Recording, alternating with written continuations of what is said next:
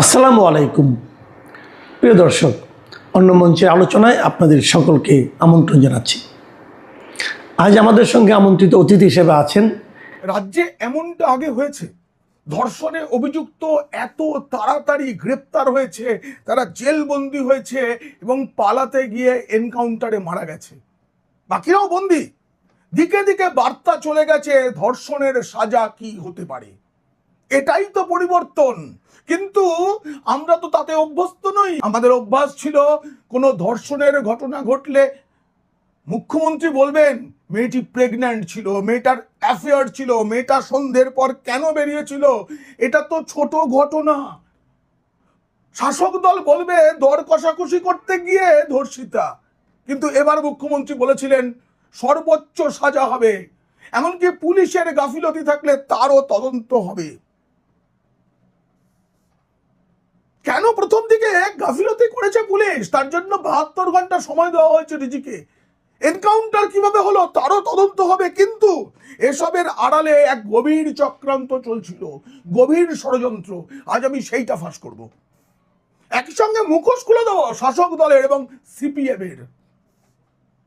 ধর্ষণের ঘটনাকে কেন্দ্র করে রাজ্যে এক নোংরা ছক চলছিল, সেটা নিয়ে প্রতিবেদন। যদি ভালো লাগে অবশ্যই সাবস্ক্রাইব করবেন।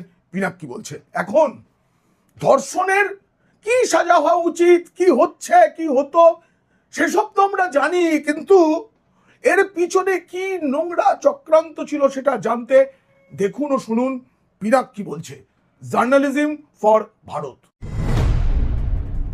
আমি না ধর্ষণ নিয়ে কথা বলতে লজ্জা পাই। আমার পুরুষ হিসেবে নিজেকে কাপুরুষ মনে হয়, তাই আমি এবারেও চুপ ছিলাম। কি হচ্ছে নজর রাখছিলাম, কিন্তু চুপ ছিলাম। আমি জানি আমার দর্শক বন্ধু যারা আছেন তারাও আতঙ্কিত ছিলেন, তারাও ভাবছিলেন যা চলতো তাই কি চলবে।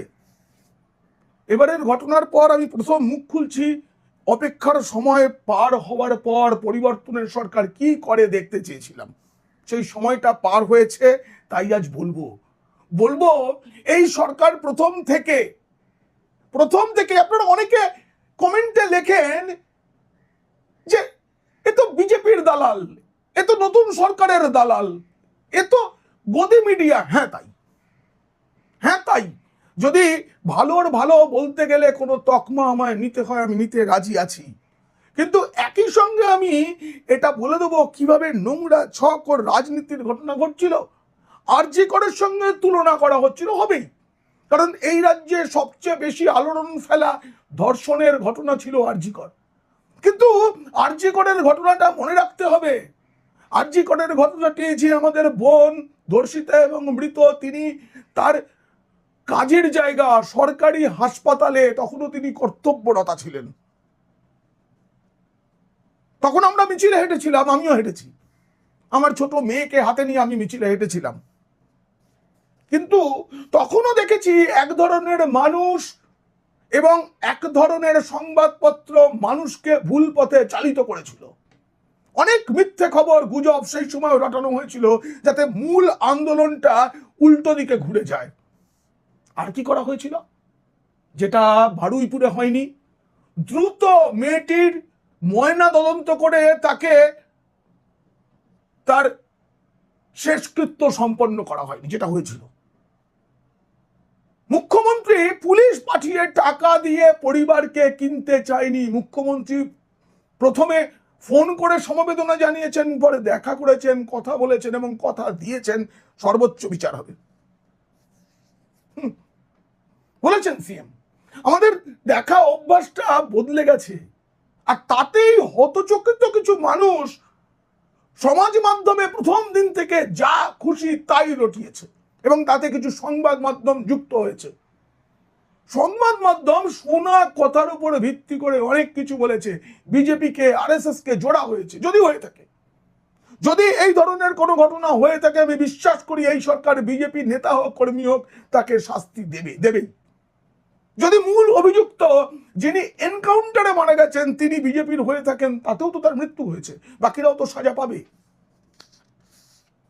আরজি করে ঘটনার সময় এই রাজ্যের ভাইপো এখন তো পলাতক, তখনও তিনি পলাতক ছিলেন, মেঘের আড়াল থেকে বলেছিলেন এনকাউন্টারে গুলি করে মারা হোক। এখন চুপ কেন? এখন তার দল, তার নেত্রী তথা পিসি তথা অন্য কিছু, তিনি যখন নোংরা রাজনীতিতে মদত দিচ্ছেন তখন তিনি চুপ কেন?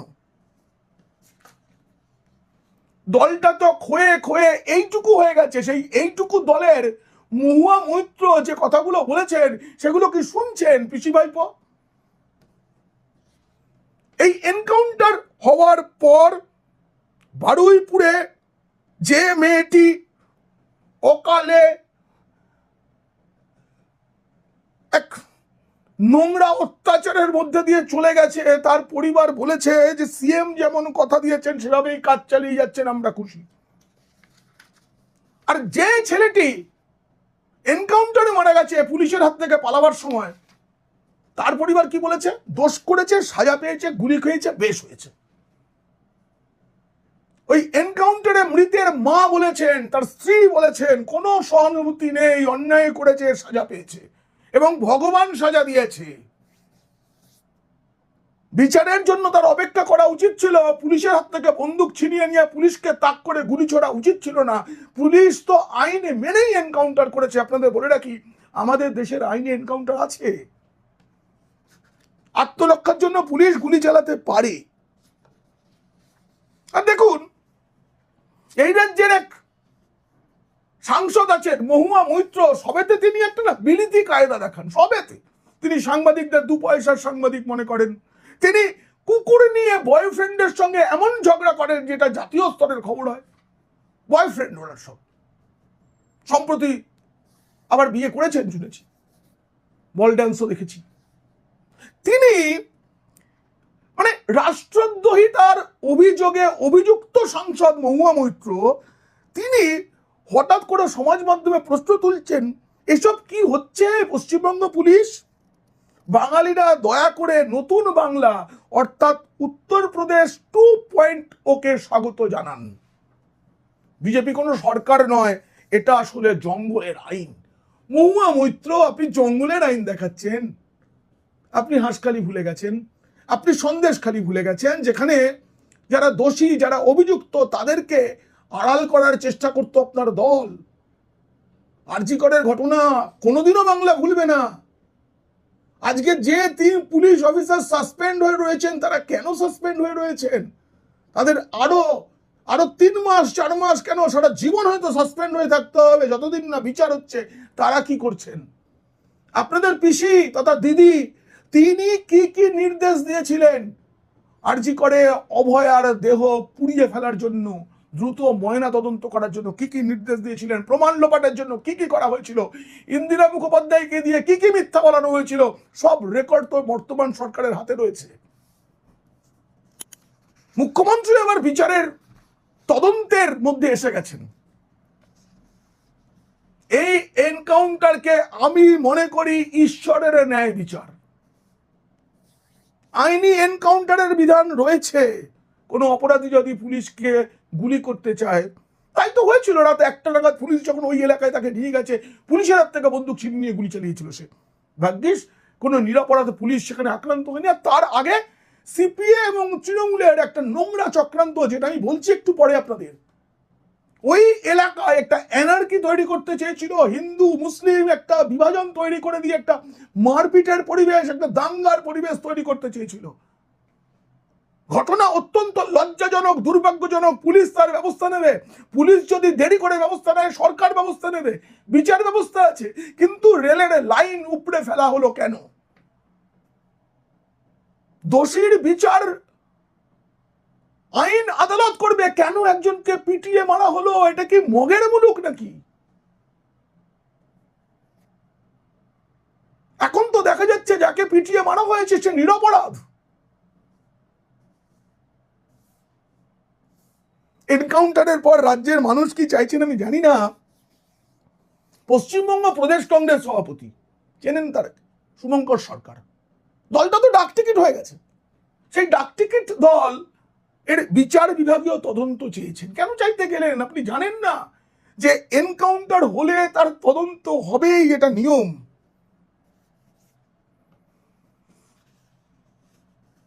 সরকার কড়া পদক্ষেপ করেছে প্রথম দিন থেকে, প্রথম জানার মুহূর্ত থেকে। কোনো অপরাধীকে যে ছেড়ে রাখা যাবে না, কোনো রাজনৈতিক দলের নেতার আশীর্বাদে বেঁচে থাকা যাবে না, সেটা বলেছেন মুখ্যমন্ত্রী শুভেন্দু অধিকারী। শাসক দল বিজেপির পক্ষে সভাপতি শ্রমিক ভট্টাচার্য একই কথা বলেছেন। কামদুনির ফাইল তো আবার খোলা উচিত। কামদুনির সেই যারা অভিযুক্ত তারা কেন ছাড় পেয়ে গেল? পুলিশ কেমন করে মামলা সাজিয়েছিল? আমি বলছি না এনকাউন্টার করা উচিত ছিল, কিন্তু যদি সেদিন এরকম হতো তাহলে কামদুনিতে আজকে মানুষ শান্তি পেত। কামদুনির সময় যারা আন্দোলন করতে গিয়েছিলেন তাদের সঙ্গে কি কি করেছিল পুলিশ প্রশাসন সরকার তথা তৃণমূল। নির্যাতিতার বাবার সঙ্গে সঙ্গে সঙ্গে কথা বলেন মুখ্যমন্ত্রী, সাক্ষাৎ করেন, বলেন জঘন্যতম ঘটনা, সর্বোচ্চ সাজা হবে। বিচার পেতে পরিবার সরকারের উপরে আস্থা রেখেছে প্রথম দিন থেকে। একটা রটিয়ে দেওয়া হলো মূল অভিযুক্ত কি করে ফাঁড়ি থেকে চলে গেলেন, সেখানে নাকি একজন বিজেপি নেতা তাকে সাহায্য করেছে, কোনো প্রমাণ পাওয়া গেছে।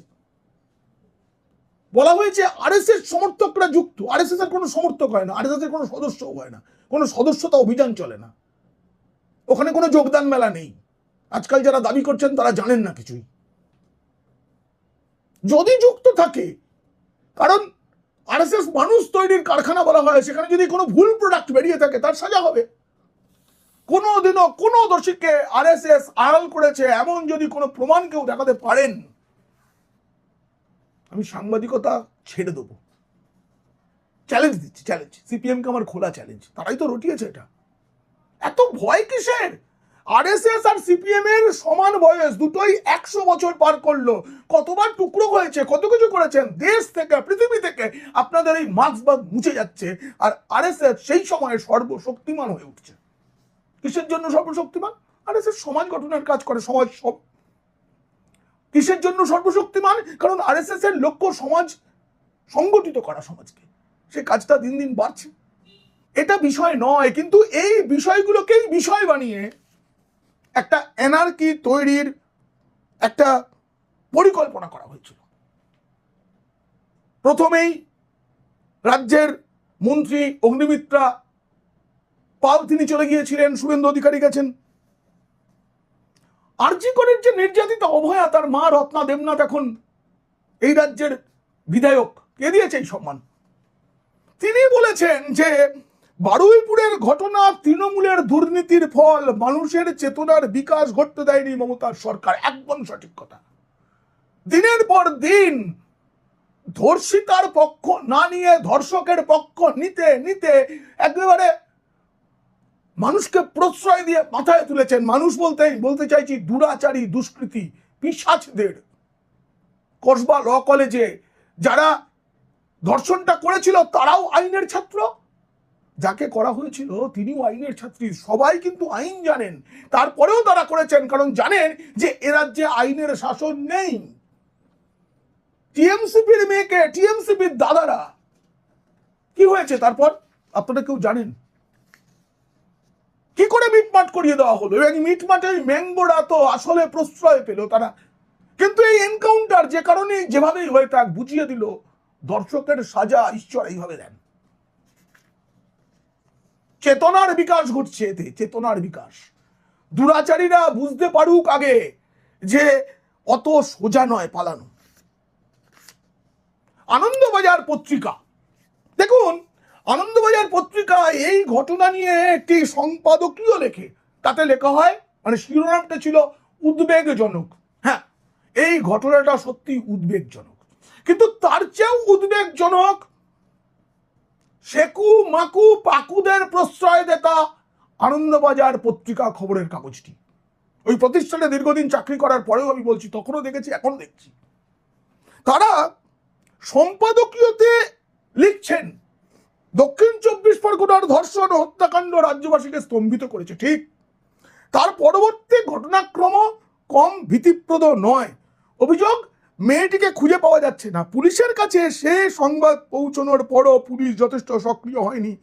এলাকাবাসী স্থানীয় সিসি ক্যামেরা দেখে খোঁজ খবর করে অভিযুক্তকে চিহ্নিত করে। পুলিশকে সহযোগিতা যদি সাধারণ মানুষ করে থাকে তাতে দোষের কি? মানে আসলে আনন্দবাজার বলতে চাইছে পুলিশ নিষ্ক্রিয় ছিল। এই রাজ্যে পুলিশকে কবে সক্রিয় করা হয়েছে? সবে তো 2 মাস হয়েছে নতুন সরকারটা। আনন্দবাজার ওই সম্পাদকীয়তে একবারও প্রশ্ন তুলল না পুলিশের উপর আক্রমণ কারা করা হলো। পুলিশের সম্পত্তি মানে জীব, সে তো আমাদেরও সম্পত্তি, সেটাই যারা আগুন দিয়ে জ্বালিয়ে দিল তারা কেন করলো? তাতে কি ধর্ষিতার বিচার হয়েছে? তারপরে লেখা হচ্ছে, সম্পাদকীয়তে লেখা হচ্ছে, নিহত মেয়েটির দেহ শনাক্ত হওয়ার পরও নাকি স্থানীয় এক প্রভাবশালীর কথায় পুলিশ অভিযুক্তদের ছেড়ে দেয়। দীর্ঘদিন সাংবাদিকতা করেছি, সম্পাদকীয় কি নাকি দিয়ে অভিযোগ দিয়ে হয়? লিখে দিলাম, খবর তো খবর, নিউজের মধ্যে ভিউজ মেশানো আজকের স্টাইল, কিন্তু সম্পাদকীয় তো একটু উচ্চ শ্রেণীর মানুষেরা পড়েন, তাদেরকেই নাকি অভিযোগ দিয়ে সংবাদপত্রের সম্পাদকীয় হচ্ছে ওই প্রতিষ্ঠানের বক্তব্য, এবং সেই বক্তব্যটা একটা নির্ণায়ক বক্তব্য যে আমরা এই সিদ্ধান্তে উপনীত হয়েছি, সেখানে নাকি অভিযোগ। আমার জানার চেষ্টা থাকবে না যে সত্যিই কি ওই ব্যক্তির কথায় তাকে ছেড়ে দেওয়া হলো কিনা? এরপরে আরো লেখা হচ্ছে, আপনারা শুনুন, স্ক্রিনেও দেখুন। প্রশাসনের উপরে ছড়ি ঘোরানোর অধিকারটি অবৈধ খাজানা আদায়ের প্রধানতম আয়ুধ হয়ে উঠেছে গত 15 বছরের পশ্চিমবঙ্গে। দিদির একটু নিন্দা করে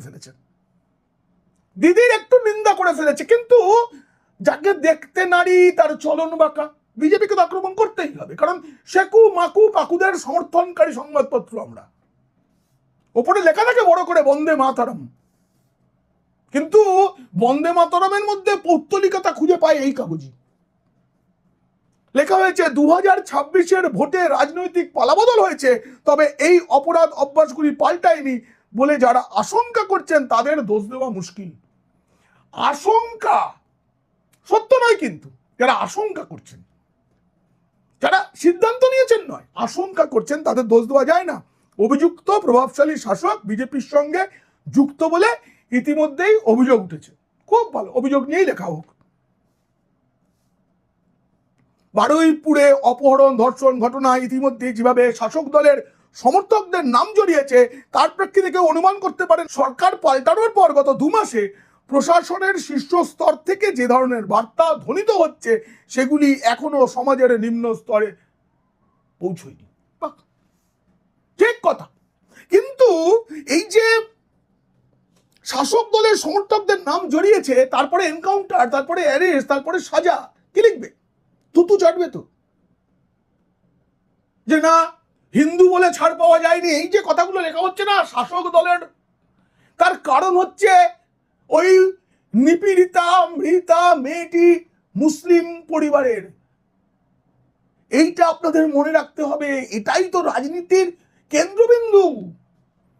শেকু মাকু বাঁকুড়া তো এটাকে ধরেই চিরকাল রাজনীতি করেছে অন্যদের সাম্প্রদায়িক বলে। এই যে বলা হচ্ছে না অভিযুক্তরা সকলে বিজেপির সমর্থক বা কর্মী, কারণ তারা হিন্দু, কিন্তু প্রশাসন তো বার্তা দিয়ে দিয়েছে যে অপরাধীর কোনো ধর্ম নেই। এক্ষেত্রে অপরাধীর ধর্ম তখন থাকে যখন পহেলগাঁওতে কে হিন্দু কে মুসলিম দেখে দেখে সিঁথির সিঁদুর মুছে দেওয়া হয়েছিল, তারপর সিঁদুর অভিযান, তারপরে এই যে শেকু মাকু পাকুড়া সেই সিঁদুর অভিযান নিয়ে প্রশ্ন তুলেছিলেন, তাতে যুক্ত হয়েছিলেন তিনু মমতা বন্দ্যোপাধ্যায়। তার দলটা তাই খয়ে খয়ে খয়ে খয়ে এইটুকু হয়ে গেছে, রাজ্যের মানুষ এইটুকু করে দিয়েছে, তার দলের বিধায়করা তাকে সমর্থন করে না, ভেঙেছে উচিত। সম্প্রতি নারদ জয়ন্তীতে নারদ সম্মান দেওয়া হয়েছে, আপনারা ছবি দেখেছেন, আমিও সেই মঞ্চে ছিলাম, মাননীয় রাজ্যপাল ছিলেন, রাজ্যের মন্ত্রী ছিলেন। নারদ কি বলেছেন জানেন? আমাদের মধ্যে একটা ধারণা আছে নারদ মানে কলহপ্রিয়, নারদ মানে ঝগড়া লাগান, তা নয়। নারদ মুনি হচ্ছেন মহান ঋষি এবং তিনি আদি সাংবাদিক, সংবাদ পরিবেশন তার কাজ, তার অনেকগুলো সূক্ত আছে, সেই সূক্তের মধ্যে একটি কথা বলা আছে, সাংবাদিক নারদ মুনি বলছেন, আদি সাংবাদিক, অনেক কিছু রাষ্ট্রের স্বার্থে সাময়িকভাবে চেপে যেতে হয়। এই যে হিন্দু মুসলিম বিভাজন, এটা দেখিয়ে দিতে নেই, রাষ্ট্রের স্বার্থে সব সময় নিজের এবং প্রতিষ্ঠানের ভালো হবে, বিক্রি বাড়বে, টাকা আসবে, এটা ভেবে সাংবাদিকতা করতে নেই। আমিও পারতাম প্রথম দিন থেকে হাওয়া গরম করে ভিউজ বাড়াতে, অপেক্ষা করেছি। এটা নারদমুনি বলেছেন। যখন সিঁদুর অভিযান হচ্ছে তখন অনেকে শুধুমাত্র ব্রেকিং নিউজ দেওয়ার জন্য এমন অনেক খবর করে দিয়েছেন যেটা রাষ্ট্রের স্বার্থে করা উচিত ছিল না। জানি বলেই বলে দেবো, তাতে শত্রুকে সাহায্য করা হয়। আসলে সনাতন শিক্ষা, সনাতন রাষ্ট্রবোধ, এর তো বিরোধিতা করতে হবে। যারা দেখতে নারী তার চলন বাঁকা, এ নিয়ে লেখাপড়া নেই কারো। রাষ্ট্রপ্রেম, রাষ্ট্রবোধ কাকে বলে এটা বোঝে না। এই মুসলিম মেয়ে ধর্ষিতা, তাই তাই মমতা বন্দ্যোপাধ্যায়ের হাতে ওই মিছিলে যে মোমবাতিটা ছিল সেটা সবুজ রঙের। বাজার থেকে খুঁজে খুঁজে সবুজ মোমবাতি জোগাড় করা হয়েছে, এটা বোঝানোর জন্য যে মুসলিম সমাজ, আমি তোমার পাশে আছি। ওই 33% নিয়ে এখন তৃণমূল বনাম, তৃণমূল তো নেই, সিপিএম এর লড়াই চলছে। কে কত মুসলিম প্রেমী হতে পারে? কেন? সবকা সাথ সবকা বিকাশ স্লোগানটা তো মিথ্যে স্লোগান। ওটা তো সাম্প্রদায়িক নরেন্দ্র মোদী বলেন। আপনারা তো বলুন, আপনারা হিন্দু মুসলমান বিভাজন ভুলে গিয়ে সাধারণ মোমবাতি নিন না। আমরা ছোট থেকে আমাদের জাতীয় পতাকার যে সবুজ রং, সেই সবুজ রংটাকে মানে চির সবুজ, প্রগতি, এর প্রতীক জেনে এসেছি সবুজ রংকে। কিন্তু আজকের জেনারেশন জানে সবুজ মানেই মুসলিম। কে করেছে? এটা করা হয়েছে সমাজে। তাই তো আমাদের মুখ্যমন্ত্রী, একটা ভিড় কত হয়েছে সেটা বিবেচ্য নয়, তার দলের কতজন তার পাশে ছিলেন বিবেচ্য নয়, কিন্তু তিনি একটি সবুজ মোমবাতি নিয়ে হাঁটলেন। প্ল্যানটা ছিল মুসলিম মেয়েকে ধর্ষণ করেছে হিন্দু ঘরের ছেলে, এটা দেখিয়ে দক্ষিণ 24 পরগনার ওই এলাকা থেকে শুরু করে একটা রাজ্য জুড়ে অ্যানার্কি তৈরি করা, হিন্দু মুসলিম সংঘাত তৈরি করা, এটাই ছিল লক্ষ্য প্রথম থেকে। তাই রেল লাইনও প্রাণ হয়েছে, তাই গণপিটুনি, তাই পুলিশের জিপ পুড়িয়ে দেওয়া হয়েছে। ঠিক যেমনটা হয়েছিল কালিয়াচকে, বেলডাঙ্গায়, মোথাবাড়িতে, ঠিক একই ছক ছিল এখন। কিন্তু তারা ভুলে গেছে তারা ক্ষমতায় নেই, ক্ষমতায় নতুন সরকার। তারা রং ধর্ম বিচার না করে অপরাধীকে ধরেছে। আবার বলছি, আমাকে দালাল মনে হলে হোক, কিন্তু সত্যটা বলছি। অপেক্ষা করে তারপরে আগ বাড়িয়ে প্রথম থেকেই বিরোধিতায় নামিনি। আমি তো প্রথম থেকে তমান্না খাতুনের জন্য কেঁদেছি। তমান্নার বাবারা তো সিপিএম করতেন, কিন্তু তারা একটু কম দুধেল গায়। তাই কালীগঞ্জে যখন উপনির্বাচনে তৃণমূল জিতে গেল, তারপরে তাদের বিজয় উল্লাসের বোমা ওই ছোট্ট মেয়েটাকে কেড়ে নিল। কে কেঁদেছে? শুভেন্দু অধিকারী কেঁদেছেন, বিজেপি কেঁদেছে। বিজেপির মুখ্যমন্ত্রী হয়ে তিনি প্রথমেই তমান্নাকে বিচার দিতে একের পর এক দোষীকে গ্রেপ্তার করছে। কিন্তু মমতা ব্যানার্জি কেন করেনি? সিপিএম কেন চুপ ছিল তখন? কারণ সেখানে দোষীরাও ছিল মুসলিম। একটি মুসলিম মেয়ের মৃত্যুর জন্য মুসলিমরাই দায়ী, এই যে ন্যারেটিভ, এই ন্যারেটিভটাকে চেপে যাওয়ার জন্যই তারা চুপ করেছিল। হরগোবিন্দ দাস, চন্দন দাস, তারা হিন্দুদের জন্য প্রতিমা বানান, এটাই ছিল তাদের অপরাধ। কিন্তু তারা সিপিএম করতেন। তো তাদেরকে জেহাদিরা যখন পিটিয়ে মারলো সবাই চুপ ছিল কেন? কারণ মুসলিমরাই মুসলিম মেরেছে, সবাই চুপ ছিল। হরগোবিন্দ দাসের স্ত্রীকে সাক্ষী রেখে বিধানসভায় নিয়ে এসে তিনি গ্যালারিতে বসেছিলেন। বর্তমান সরকার, শুভেন্দু অধিকারীর সরকার, তার সামনে গুন্ডা দমন বিল এনেছেন। এটাই তো স্বামীহারা এক স্ত্রীর বিচার পাওয়া অনেকখানি, যে তার জন্য একটা সরকার কাঁদছে, এটা বিল আনছে। সেই বিলের তো বিরোধিতা করে করে করে করে ওই ক্ষুদ্র তৃণমূল, কালীঘাট তৃণমূল যার নাম হয়েছে, কালীঘাটে শুরু, কালীঘাটেই শেষ, অল কালীঘাট তৃণমূল কংগ্রেস। তমান্নার মা তো বিধানসভা নির্বাচনে সিপিএম এর প্রার্থী ছিলেন। রং দল ভাবলে, তিনি কোন ধর্মের ভাবলে শুভেন্দু অধিকারীর কোন দায় ছিল? তিনি তো হিন্দুদের ভোটে জয়ী হয়েছেন। ভবানীপুরেও হিন্দুরা ভোট দিয়েছে, মুসলিমরা মমতা ব্যানার্জিকেই চেয়েছিলেন। শুভেন্দু অধিকারীর কোন দায় ছিল তমান্নার হয়ে লড়া? কারণ তমান্না এই রাজ্যের মেয়ে, এই রাজ্যের ছাত্রী, একটা উজ্জ্বল ভবিষ্যৎ ছিল তার। তাকে তৃণমূলের একদল গুন্ডা মেরে ফেলেছিল। যেদিন এটা হয়েছিল সেদিন খবরটা বলতে বলতে আমার চোখে জল এসেছিল। আমি দেখলাম শুভেন্দু অধিকারীরও তাই। তিনি প্রকাশ্যে কিছু না দেখালেও তিনি বিল এনে আইন করতেছে এবং আইন তিনি করবেনই। বিধানসভায় যে শক্তি রাজ্যের মানুষ বিজেপিকে দিয়েছে তাতে কারো উপর পরোয়া করতে হবে না। তার জন্য মহুয়া মৈত্র তিনি তো সবচেয়ে বেশি সরব এই এনকাউন্টার নিয়ে তৃণমূলের হয়ে। সেই মহুয়া মৈত্রকে বলছি, এই রাজ্যে প্রয়োজনে উত্তরপ্রদেশ মডেল চলবে, কারণ রাজ্যবাসী সেটা চান। আপনাদের দূরে ছুঁড়ে ফেলে দিয়েছে, আর আপনি যে পশ্চিমী জীবনযাপন করেন সেটা চলবে না বেশি দিন। আপনাদের সময় হয়ে এসেছে। ভারত আগেই জেগেছে, এবার এই বাংলাও। তাই ভুলে যাবেন না ডিম থেরাপির কথা। জনতাকে খেপাবেন না প্লিজ। আপনার উপর ডিম ছোড়া হোক আমি চাই না, কিন্তু আপনি সে পরিবেশ তৈরি করছেন কেন? আপনি বরং আগের মতো আরো একবার ওই ইয়েটা সেরে ফেলুন না। এই প্রতিবেদন কেমন লাগলো জানিয়ে অবশ্যই মন্তব্য করবেন। ভালো লাগলে বন্ধুদের, খারাপ লাগলে শত্রুদের শেয়ার করবেন। আপনারা না আজ ভালো থাকবেন বলতে পারবো না, আজকে বলবো এই নোংরা রাজনীতি নিয়ে আপনারা সতর্ক থাকবেন।